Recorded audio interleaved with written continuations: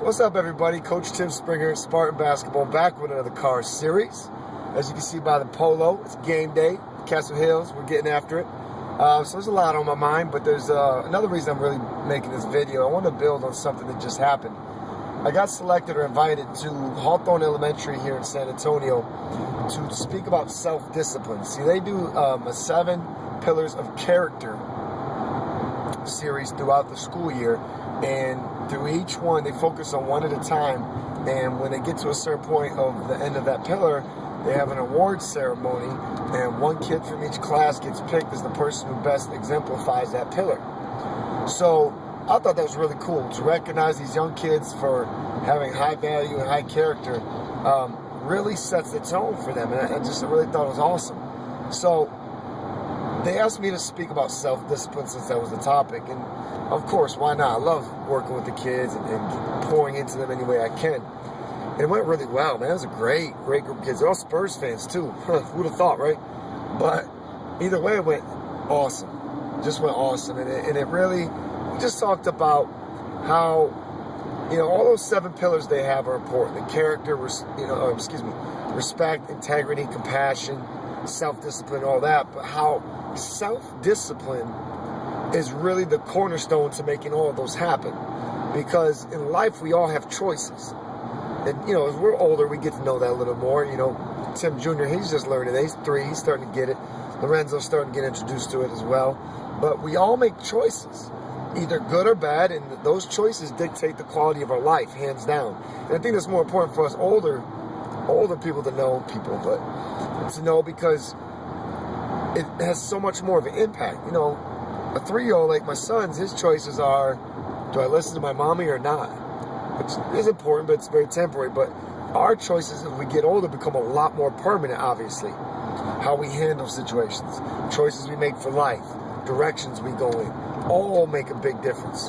So, with that being said, the self-discipline to make the right choice is what matters. And rewind it back to what we were talking about with commitment and with building a dream and settling and things of that nature.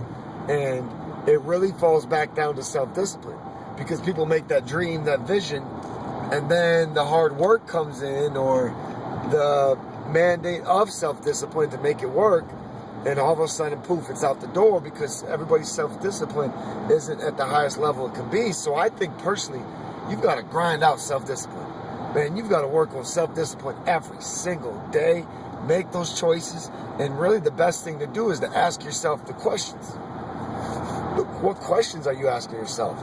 Are you thinking about what's going on, or are you making decisions based on urges and emotions? Because a lot of us do that. And a lot of us say, I'm in control of my emotions.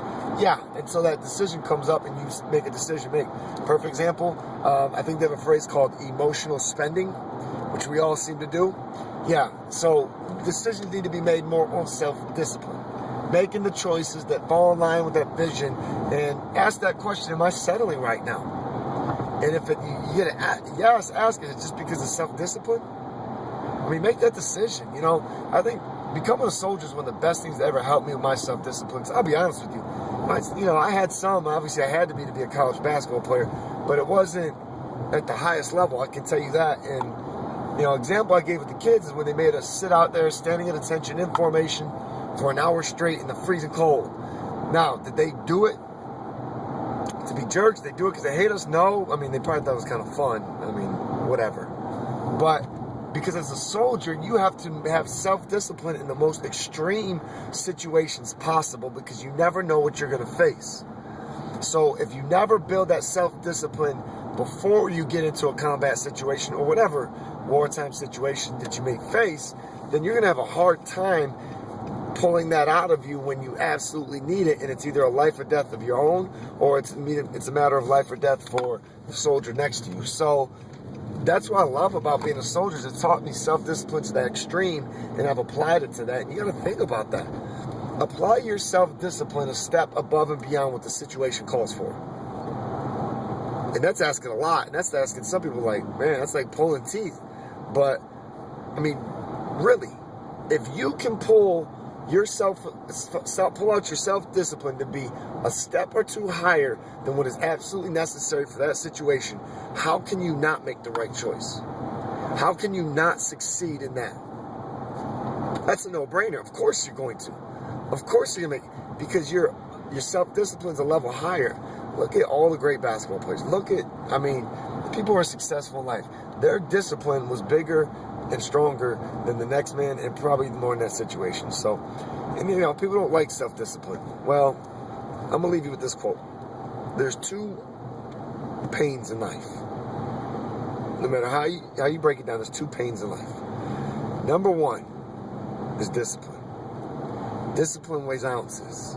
Ounces are the weight of a pen, the weight of a feather, ounces. And then there's regret. And regret weighs tons. Discipline weighs ounces, regret weighs tons. Like an elephant, like the weight of a car, tons. And you make that choice in life, what you want to do. And a lack of self-discipline usually leads to regret. So be smart, make the right choices, have self-discipline, and make it work for you. Take care. God bless.